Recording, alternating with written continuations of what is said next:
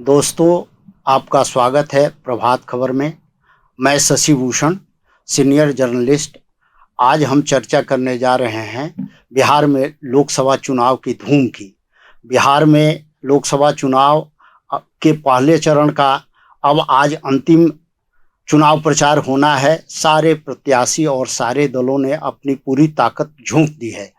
हालांकि इस चुनाव में हम बात करेंगे कांग्रेस पर फोकस करेंगे।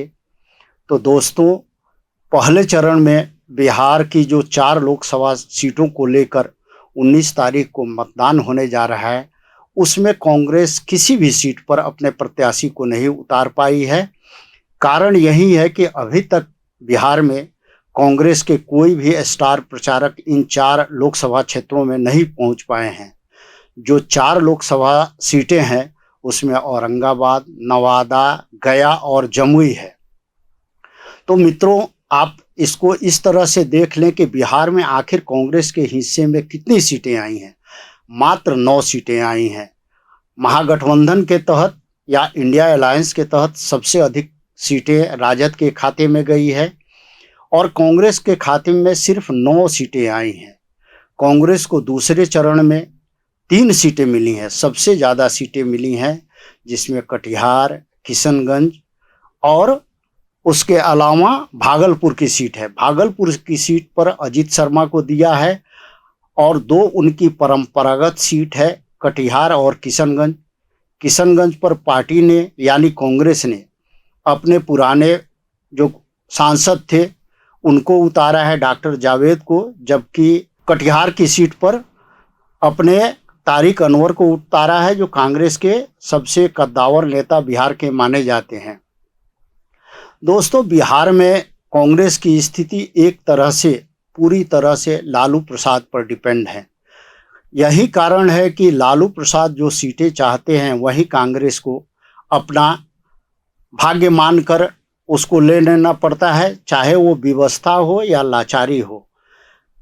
अभी जो कांग्रेस की वर्तमान स्थिति है इसको एक चुनौतीपूर्ण ही मानी जाएगी। जो 9 सीट मिली है उसमें अब हम देखते हैं कि चौथे फेज में समस्तीपुर सीट मिली है।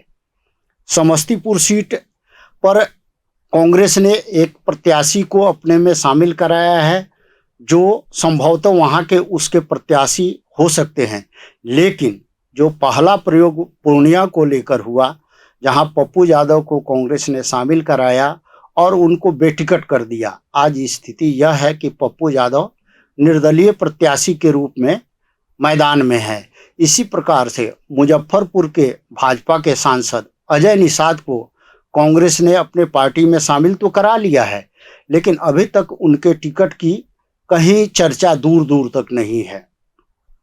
इसी प्रकार से बिहार सरकार के सूचना एवं जनसंपर्क मंत्री महेश्वर हजारी हैं, उनके बेटे सन्नी हजारी को कांग्रेस ने अपनी सदस्यता दिलाई है। उनको समस्तीपुर सीट दी जानी है, यही संभावना है। इसी आशा में सन्नी हजारी भी कांग्रेस के सदस्य बने हैं।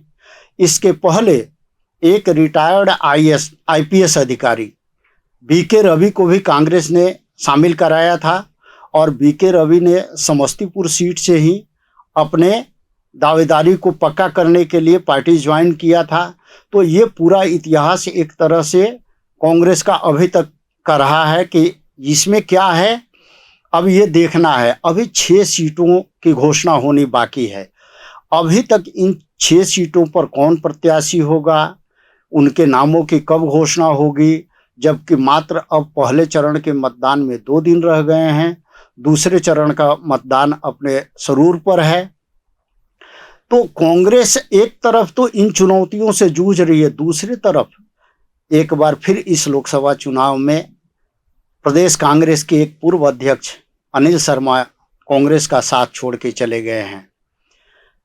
बजट सत्र के दौरान कांग्रेस के एक मंत्री मुरारी प्रसाद गौतम भी कांग्रेस का साथ छोड़ के जदयू का सदस्य बन गए हैं। एक और प्रवक्ता थे, प्रदेश प्रवक्ता असित नाथ तिवारी, उन्होंने भी कांग्रेस को छोड़ दिया है। अब ये जो समय बचा हुआ है वो कांग्रेस के लिए बड़ा महत्वपूर्ण है। इसमें उसको अपनी जिन 6 सीटों की घोषणा करनी है, उस पर उसको अपनी तस्वीर अगर जल्द साफ नहीं करती है तो कठिनाई और बढ़ जाएगी। राजद अपने चुनाव प्रचार में जुटी हुई है और कांग्रेस को अपने तरह से नैया को पार लगाना है। अभी तक जो चुनाव प्रचार में जिन सीटों पर प्रत्याशियों के नामों की घोषणा की जानी है उसमें मुजफ्फरपुर, समस्तीपुर, पश्चिम चंपारण, पटना साहिब, सासाराम और महाराजगंज है। यह बड़ा दिलचस्प है कि ये कब इन प्रत्याशियों के नामों की घोषणा होती है जिससे अपने क्षेत्र में जाकर चुनाव प्रचार करें। हम अब अपनी बात कांग्रेस को लेकर यहीं समाप्त करते हैं। बहुत बहुत धन्यवाद। प्रभातखबर.com, विश्वास वही, रफ्तार नहीं।